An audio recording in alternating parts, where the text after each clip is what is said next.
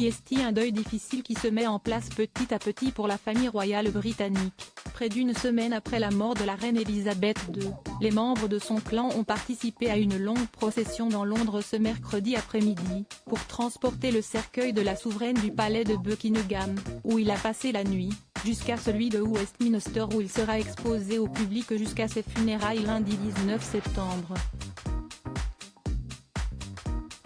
Et SIST, le roi Charles III, qui, comme en Écosse ces derniers jours, a mené le cortège, entouré de ses frères et sœurs mais également, pour la première fois, de ses deux fils, les princes William et Harry, le premier en costume militaire, le second en smoking, puisqu'il a désormais perdu ses titres militaires.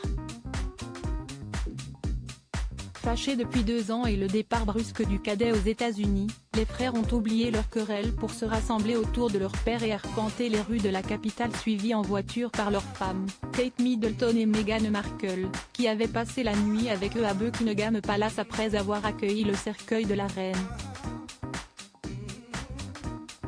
Une image de réunion forte qui rappelle forcément un funeste jour de septembre 1997, il y a exactement 25 ans, alors adolescents, les deux princes avaient déjà marché ensemble derrière le cercueil de Lady Diana lors des funérailles de leur mère.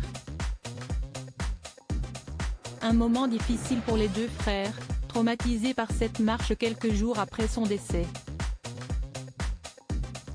Ceux-ci s'étaient également retrouvés lors d'une procession pour leur grand-père, le duc d'Édimbourg, en avril 2021, mais la reine, voulant éviter toute polémique, les avait séparés grâce à leur cousin, Peter Phillips.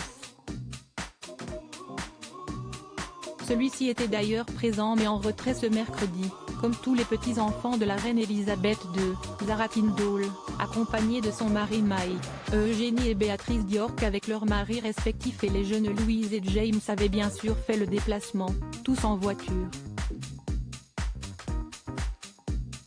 Une famille au complet qu'on avait déjà aperçu ce samedi, à l'exception du roi Charles III et de ses fils, tous étaient apparus à Balmoral où ils avaient lu, avec beaucoup d'émotion, les petits mots laissés pour la reine.